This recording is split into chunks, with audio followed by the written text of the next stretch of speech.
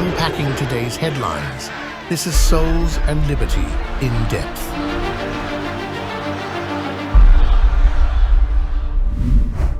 Hello everyone and welcome to In Depth, a production of Souls and Liberty brought to you in partnership with MyPillow.com.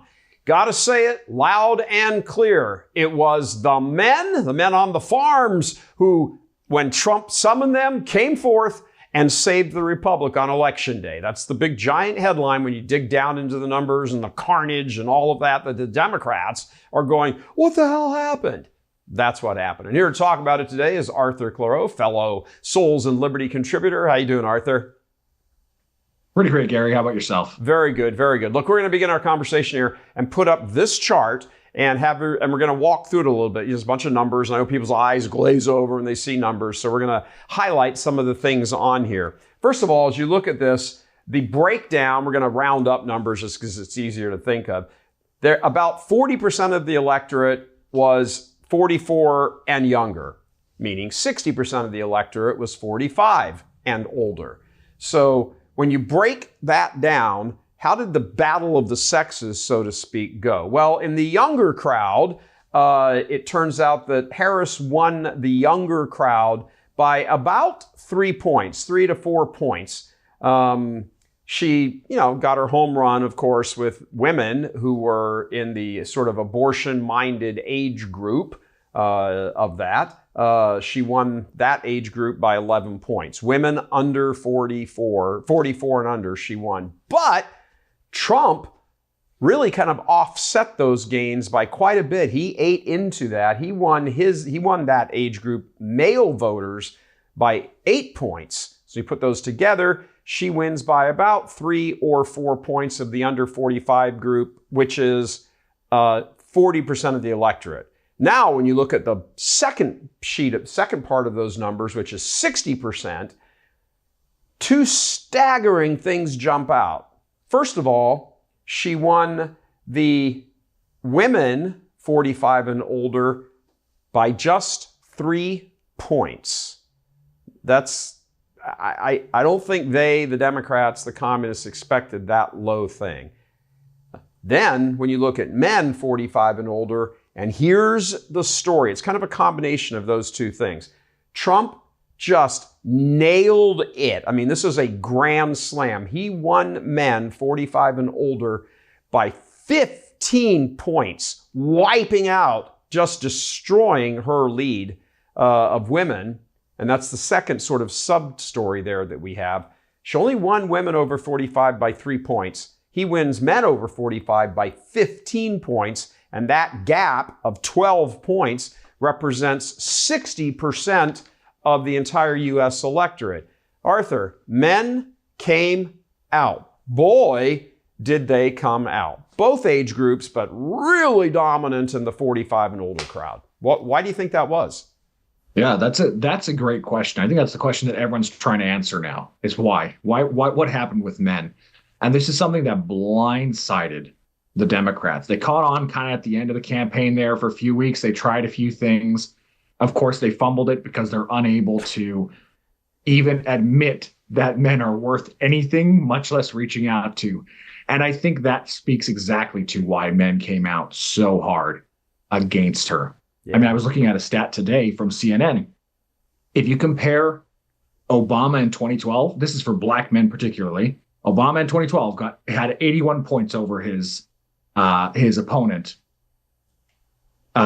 Hillary Clinton, a few years later in 2016, 63 points. Kamala Harris only got 41 points. Yeah. From black men. That's the strongest male group for Democrats usually.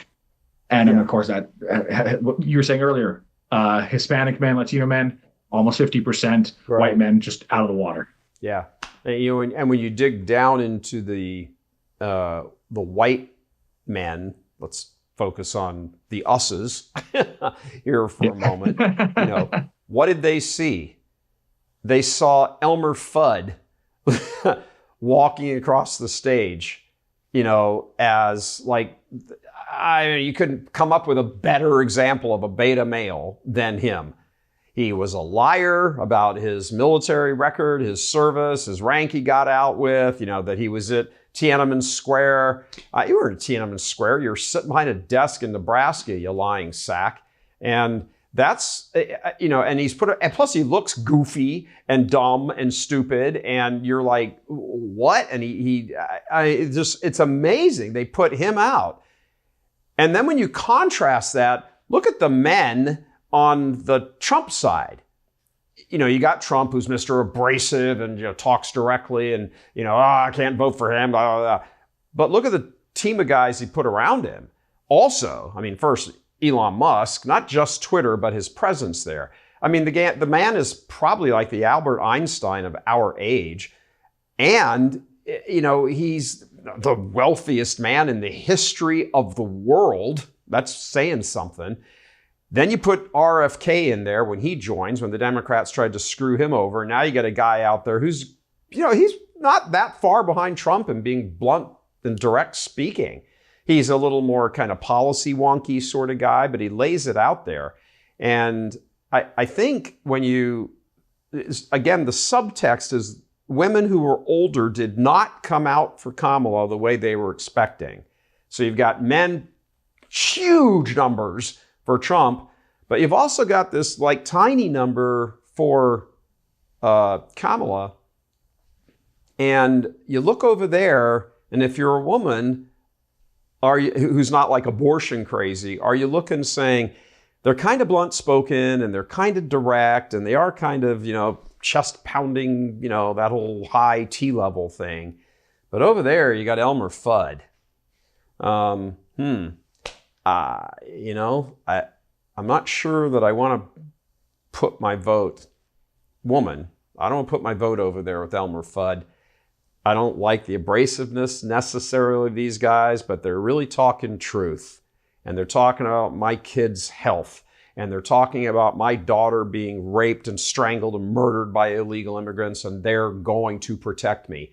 And did Trump, question to you, did Trump nail it when he said, I will protect you? I think so. There's a common misconception amongst left-leaning people, and I think young people especially, because we've grown up in a leftist paradigm. The world is just leftist at this point, right? That women want weak men. That's the message that's hammered home, right? Be a beta, be who Kamala chose. Sit back, cheerlead her as she goes on and slays. That's the message that every single guy is getting. But if you actually look at the research on psychology, on attraction, and then you talk to women and just see what they actually want, see what they go for, see what they need in a partner, in a spouse, in a husband, in a father, in what they want for their brothers, you see very quickly that that's not at all what they want. Yeah. And it's not what men want either. It's not what we're designed to be. And so, yeah, exactly. Laken Riley was a great point. It was a horrible, horrible story. Yeah. Horrible tragedy allowed by the weak-willed beta males that Biden had put in office, Kamala had put in office. They'd surrounded themselves with these people who were just yes men, who were sitting back and letting all the, go fight your battles, queen. Well, when it comes to when push comes to shove, when the barbarians are at the gates, when you can't do that. That's not how that works. Yeah. And I think that women viscerally felt that. And I think that when you feel the most threatened and you feel vulnerable and weak, you look for strength. And I think Trump came through on that. Yeah. Absolutely. Yeah, he did. The team he put around him, even Vivek, he's, he looks a little on the, his build, his physical appearance makes him look a little slight of build and all of that. But when he talks, you're like, dang, dude is spot on. When we come back, we're going to talk about, was this campaign the rejection of the beta male and the beginning of reestablishing the proper order in the universe? We'll be right back. Because of your overwhelming support, our $14.88 MyPillow has been one of the biggest sales in MyPillow history. I couldn't think of a better way to say thank you than to extend our wholesale pricing through Christmas. Get a classic standard MyPillow for only $14.88. Upgrade to a queen size, just $18.88. King size, only $1 more. Get my body pillows for only $29.88. And ready? Multi-use MyPillows, only $9.88. It's perfect time to stock up for Christmas gifts for everyone on your list. Go to MyPillow.com or call the number on your screen. Use your promo code to take advantage of our wholesale pricing. Including my classic standard MyPillows, only $14.88. But that's not all. I'm so confident you're going to love our classic MyPillows that I'm going to extend my 60-day money-back guarantee until March 1st, 2025. Plus, orders over $75 ship absolutely free. All right, Arthur, welcome back again. Let's talk about that. You know, what have we seen, to go to your point? This constant presentation of beta males. You know, Alexander Mayorkas there, who doesn't, I don't know who he inspires confidence in. His mother probably has a problem, connecting with him. It's like, oh, the border is secure. No, there's no problem. Blah, blah, blah. Meanwhile, they're pouring across, killing Americans and taking over apartment complexes and all of this. You put up like, Elmer Fudd, again, Tim Walz, did Americans, a majority, a large number of Americans, look at that presentation of so-called masculinity? Remember, white dudes for Harris, and they all looked and sounded weird, and they're looking at him and going, you know what? I'm done with this crap. We need to put things back in place. Do you think that was part of the psyche of this campaign and this election? There's a meme that was going around for a while, and it showed a flood. I think it was from Hurricane Katrina, and it showed a man, looks like an Army Ranger or something like that, carrying out a woman who's holding onto her child. Right. He's knee deep or waist deep in water, and the title usually is something along the lines of, "When the crap hits the fan, no one looks for a beta, no one looks for a liberal, no one's asking for that. They want a man to show up to come help them out." It's true. Yeah. It's just there's a part of nature that you just can't ignore. There's a part of reality that you ignore at your own peril. Yeah. The Democrats did it politically this time, but the country's been suffering for quite a long time because we've been doing that in general. And you can hide your head in the sand. You can close your eyes. You can pretend it's not there. Eventually, reality slaps you in the face, and it's not fun. Yeah, and interesting, in the world of media, what you just said is exactly, almost word for word, what Jeff Bezos, the second, third, fourth, whatever it is, richest man in the world, who owns the Washington Post, that's what he said in his letter. Why we're not going to endorse people, and we need to get our act together here at the Washington Post. I don't think that's going to happen, but nonetheless, it's what he said. When he said, nobody believes us anymore, meaning the media, specifically the Washington Post, but he was talking about the general, Marxist media stuff. Nobody believes us anymore. 11% of Americans have confidence in the media, old guard, legacy, dinosaur media. I'm surprised it's that high. 11% means most Democrats also don't believe the media. That's the lowest number ever recorded. And he said, we've come face to face with reality here, and reality has smacked us back in the face, and we have to deal with it. Take that comment to build on what you were talking about and say, yeah, here's the deal now. The country is weak. It's been weakened ultimately by beta males who, I'm going to put a proposition forward and say, and get your response to it. I believe that beta males and their predominance, or at least preponderance within all of the cultural institutions and everything else in the country, politics, courts, law, education, media, all of it, they are the offspring of radical feminism from the 1960s, the women's lib movement. What are your thoughts? I agree with that. I completely agree with that. I think it was there was definitely an element of the kind of maybe the devouring mother, which is not exactly accurate, but it was some sort of subversive mother who tried to defang her sons in a way that she wanted to do to the men around, or something along those lines. There was this phenomenon like that. I completely agree. Sadly, again, these are the kinds of things that you can do when you're in such a safe society that the consequences aren't felt immediately. Right. If you were out in the caveman in a cave with your little family, the last thing you want is an effeminate son who can't fight off the saber tooth when he shows up. Right. But if you're in a safe society where, it's not a big deal if you get your get your son and groom him to wear a dress and, get him to just be calm, just sit back and, and this I think also factors into why there was such a backlash now, because you see, if you take all the heroes of Western civilization, including recent movie franchises from the 50s, 60s, 70s, 80s, 90s, and then you see what was done in recent times to those heroes, they were essentially, it was what was done to society. Mm-hmm. You had the men pushed aside, made to look like complete idiots, and some woman taking his place just for the sake that she was a woman. Right. There are perfectly competent women, don't get me wrong, but this was just for an arbitrary ideological reason.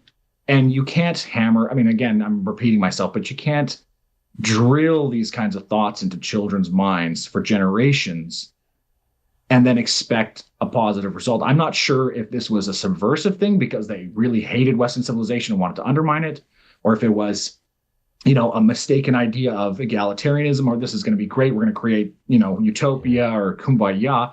But whatever it was, the consequences are obvious. Yeah, it's interesting. We'll go to a break right after this, but just your thoughts on this. I'm sure most of our audience has seen the movie, A Few Good Men.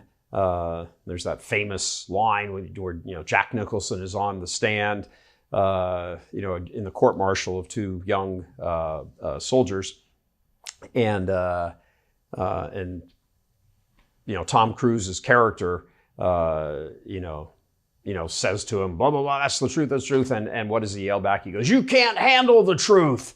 You've at least heard the phrase. That little soliloquy he gives before he says that about, you need men like me on that wall to protect against, all the barbarians and whatever on the other side of it and everything. You need men like me. I heard that and I thought, you know what? He's actually right. The Jack Nicholson character is right. Now, he shouldn't be ordering code reds to kill, weaker guys. But the gist of what he said there, sort of the warp and the woof of it, was actually true. You do need men like Tom Holan, running the Department of, Homeland Security and, getting all these murderers and killers and gangs and everything that are here illegally out. You need people like this. You need an RFK standing there and saying, Big Pharma, you suck. Big food industry, you suck. You're killing our kids. You're poisoning us. You're doing it. And it's interesting that all of that got swept into what was really a resounding Trump victory. Absolutely. If you've ever seen a movie called Sicario, that gives a great example as well. And I had this question, actually my daughter asked it a while ago, because we've had these conversations on personality and psychology and this type of thing. And she asked, why did God create psychopaths? Like, why does that exist? Why is that trait a thing? Right? And it is a thing. It's quite broad spread, actually. And one thing I was thinking about is that, there's a reason why we are all here. We all fill a purpose and a need in the broader scheme of things. You need some people who are capable of horrific acts. You need some people who are capable of being Jack Nicholson, of being the person out there doing the things that allows the rest of us to be peaceful, to not have to deal with the darkness and depravity of the world. It's an uncomfortable reality. We don't like to think about it. Once again, uncomfortable, but it is reality. Yeah, I think you could take that and expand it. We'll take a break here and come back and further elaborate on this. But yeah, I don't think most Americans are sitting around thinking, at least consciously, in the broad spectrum of, oh yeah, there's the military over there. I have my freedoms here because some dude over there has a gun, is controlling bombs dropping on people. You didn't really kind of think of that every day. But it's why almost all Americans, including Americans in urban centers, were like, are you out of your freaking mind? You're going to defund police? There are protection against what's on the other side of that wall, if you want to think of it that way. criminals, murderers, rapists, I mean, you name it. So the idea of like defunding the police never sat well with the American public. Never did. As a matter of fact, a lot of them started, well, we don't really mean defund the police when we say defund the police. We just mean, I don't know what we mean, but we don't mean defund the police because we know that's not politically fun. When we get back, I'd like to ask your thoughts on why do you think it seems like the left, and by that I mean the communists, just can't seem to get their head around all of these concepts. I mean, they doubled down on all of this and essentially got their butts handed to them. We'll be right back. The establishment has tried to assassinate President Trump twice, but we can't really be shocked that those who slaughter 1 million unborn babies each year would try to kill one more human being who stands in the way of their diabolical agenda. Trump, like every one of us, including all of us at Souls and Liberty, is a sinner. But like all of us, he is in the fight and fighting for all of us to get one more chance, maybe a last chance to save the republic. We must hang together, or as Benjamin Franklin said, we shall hang separately. And maybe far sooner than many imagine, because communists take over and always persecute Christians and Catholics in particular. Let us help you fight these forces of evil. Become a monthly supporter today so we can continue giving you the information, the tools of our faith, and the support network you need to go out and save souls and save our nation. Join our merry band of happy warriors and click below to get into the fight. We need you, we need each other. Join the resistance. Become a monthly donor today. All right, Arthur, question for you. Why can't the left, the communists, the Marxists, the globalists seem to get their heads around the fact that what they push is pure, to use an Irish expression, bullshit? People don't want it. Why are you doubling down on it? Why do you think they keep doing that? I think that's the $1 million question. That really is. I mean, it's hard to answer that because you would think that, okay, so let's take Jeff Bezos, for example. You mentioned him earlier. He's talking about the slap in the face of reality because to be successful in anything, really, you have to be somewhat attuned to reality. You have to have your ear to the ground a little bit. You can't just be off in your own little world. Yeah. It's just basic common sense. So it's very odd that they're like this. And I mean, I was watching something earlier on this topic, and they brought up when they even mentioned the white dudes for Harris concept. Hey, we have to reach out to white men. It like so many of them had a meltdown. Are you kidding me? Those horrible, racist, evil, fascist, yada yada. Insert word here. Yeah. They just could not grasp the concept of I'm going to put aside my horrific dislike for this person or this type of person for a second, to achieve my own goals. They just couldn't get past that vicious, vigilant dislike for men. And I'm sure there's a deep psychological reason for this. I'm sure there's there's father wounds. There's an absence of good masculinity, probably a prevalence of predatory masculinity, which does seem to be common amongst the beta type, unfortunately. Mm-hmm. So it could just be a really bad relationship with masculinity in general.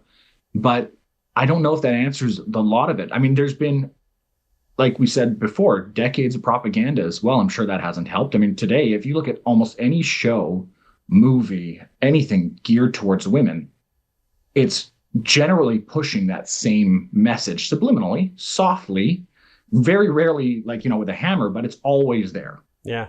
So, after a while of programming, you're going to lean that way. You're just going to lean that way. Yeah. I mean, if you're just sort of a passive receptor of all of this constant messaging, you go to movies, to TV commercials, I mean, everything. And it just soaks in. It's being taught in schools to little kids and has been for a long time. So those little kids are no longer little kids. Now they're in that 18 to 44 voting age group. And you wonder, is the law written on men's hearts, natural law, at least beginning to reassert itself, certainly, you got to say it, 60% of the electorate was over 45. She barely won women over 45, and Trump blew it out of the water with men over 45. That hasn't happened before in U.S. politics. Men, a little bit of men sort of tend to vote Republican. But you go back just as recently as Obama, and he won men over 45, under 45, all of them. So I don't think this is just a political realignment. I think this is a natural law, the beginning of a natural law realignment that just manifested itself in politics. Your thoughts? Yeah, I think it's the feeling of the consequences, and eventually, this is something that good psychologists and good pastors and good parents teach their children, teach other parents. If you allow children as they're growing up to face the consequences of their actions, right, if you don't protect them from the consequences, they learn very quickly to behave in a proper manner. Right. And I think the same thing's happening at a societal level now. Earlier, we didn't have that. Earlier, we had a lot of safety. It was a really great society. The good men had built a great society. And so the weak men were the ones who grew up in it. And people in general just did not face the dire consequences. But right now, you have a huge issue with the younger generation of being completely incapable of pair bonding, having a terrible time dating, marrying. Generally, women want children. There's a poll, I was speaking with Stephen in one of our earlier videos. There's a poll, and most women in the United States, the majority, want 3 or more children. Right. They want family. Mm-hmm. They can't find husbands. Yeah. The men can't find, meaningful employment that will pay them well enough that they can have families, because everyone's trying to push women into these roles as opposed to men. So then the women take the role, and broadly, they're very good at it. Don't get me wrong. But then the difficulty comes with, okay, now how do I have a family and a full-time, high-paced career, and try to date and it's just not going to happen. Yeah. So there's a reason why society and nature was ordered around the way it was. It wasn't because we just prefer to be this way and we hate women and we want to push them down. It was because one person can't do everything. Right. Yeah, there's only 24 hours in a day. Especially in family. So I don't care how left-leaning you are, you can't add 1 second to the 24-hour clock. So there's only so much time in a day, there's only so much time in a week, and there's only so much time in your life, to sort of get these things done. Certainly women feel that more keenly, because of the famous biological clock for childbearing and, so forth. But everybody feels it, in their place. You feel, well, this is the way the universe is ordered. This is, once again, here's that word again, reality. And you have to live within the guardrails. There's, some room for variance within the guardrails, but you start pushing up against that guardrail, or, and as many of the left, communist, globalist, Marxist bastards have done, they've gone over the guardrail and taken others with them. Those guardrails are there for a reason. They're there just like they are on a highway. They're there for a reason. They're there to save your life. And it's preposterous, really, to think that there is a way to live in the world in a way that opposes God's natural order for the world, and somehow you're going to succeed. Final thoughts. Final thought is just going to be a recognition again of Chesterton's fence. You alluded to it there. That's exactly what it is. We tore up all sorts of foundations and fences and guardrails that we, over the last 30, 40, 50 years, for some reason we're told, doesn't matter, take it away, it's just oppressive, it's, it's some sort of, they just hate you. That's why they put them there. Right. And we never asked. And some of us went into a world where we didn't even realize that they'd been taken out, and we had to figure this out. Thankfully, this is starting to get figured out. Thankfully, with so much of the alternative media, so many people are questioning and asking questions and looking for answers and willing to face the difficult conversations because they are very difficult. Sure they are. But truth is coming out, as it always will. As it all, truth always finds a way. It's like water, especially if you're a homeowner, you understand water is like truth is like water. It always finds a way. Arthur Clareau up there in Toronto. Thanks very much for joining us again. Much appreciated, brother. Talk to you soon. Thanks, Gary. All right, when we leave you today, just want to concentrate on one thing. I have set before you today life and death. Choose life, therefore, that you may live. In Washington right now, obviously that's God talking to Moses, talking to the people of Israel. Choose life. In Washington, D.C. today, there is not Republican-Democrat. There is Uniparty versus Patriots, and the Uniparty runs the show. The Uniparty loves death. They have chosen death. Let's just use one example. For all of the Democratic leaders who love abortion, they have a very large number of Republicans who either support abortion or aren't as active against it as they need to be. They enable that issue for the Democrats. If it comes to a vote or something, maybe they'll declare their pro-life, pedigree or whatever, but they quickly allow that to happen.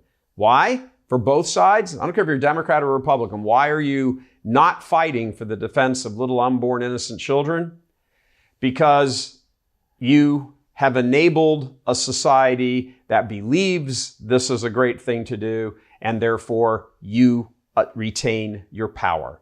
These men and women in the Uniparty who either support or won't actively work against abortion are like modern day King Herods. King Herod loved death.